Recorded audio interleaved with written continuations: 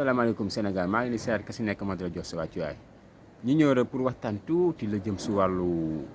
vidéo bi nga xamante ne maa ngi gis muy circulé mooy ministre de l'intérieur bu mu demee fële sa Tivaouane ki nga xamante ne mooy suñu Mansour Sy Djamil di ko signalé ne moom dañ koy def ay menaces de mort. Il a été menacé de mort, moi je suis menacé de mort. Da ngeen wax sànq ba tey il faut sécuriser kër sëriñ si mais il faut aussi sécuriser sëriñ si te dañu nekk si situation bu jafe-jafe boo xam ne bii bon pare nag di ko sàkku si moom pour ñu sécuriser fi nga xamante ne mooy Tivaouane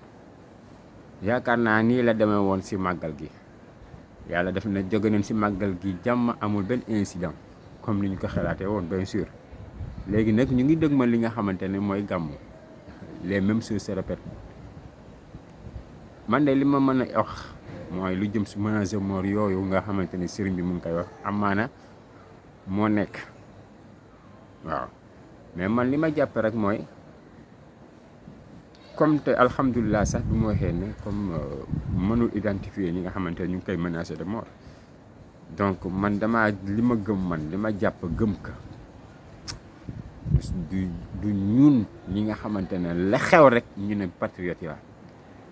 loolu moom gëm na ma ne du ñun man na nekk nag si ñooñu waa ñàkk jàmm man na nekk ñoom sax ñoo la oo di la menacé pour après ñu tekk si ndoddu Pastef la xew rek ñu takkal leen ko ñu ne ñooma waaye nag yaa nañu yàlla dolli sutura te xam ne gis ngeen dëgg rek mooy dëgg te dëgg mooy mujj waaye nag comme te moom daa sàkku si ministre de l'intérieur à ce que mu saytu Tivaouane lu jëm si wàllu sécurité wareefam la en tant que ministre de l'intérieur bien sûr waaw surtout à la rawati gàmmu bu amee day laaj ñu yokk sécurité bi et c'est bien normal waaw waaye li ma mën a wax rek waxaat ko mooy menace de mort yooyu man day jàpp ne ma ne te moo am sax ba gëm ko bokkuñu fi ñi nga xamante ne ñoo gëm projet Ousmane Sonko bi waaw ndaxte la ma yàgg a wax rek ki la ut du yokk boppam ay noon waaye nag kii wut ba jeexal pour gàkkal ki nga xamante ne mu ngi ut mën na def lépp ngir gàkkal darab kooku ak nga ànd ak moom vidéo bi ne fii la yem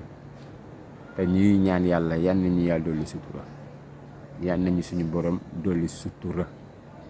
ñu bàyyi xel nag waaw patriote yi ni ngeen ko defee si màggal gi zéro faute kuy dem gàmmu ji si jàmm ñëwaat si jàmm moo xam ne ngay dem Kaolack ak foo mënta dem jàmm dikk ak jàmm rek incha allah dara du xew soobee yàlla